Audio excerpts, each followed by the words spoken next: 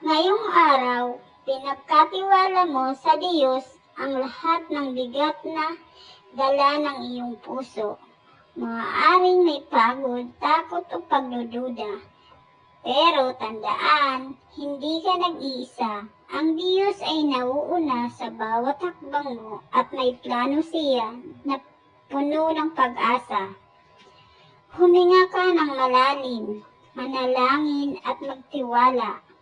Gawin mo ang kaya mong ngayon at hayaan mo ang Diyos ang gumawa ng kanyang bahagi.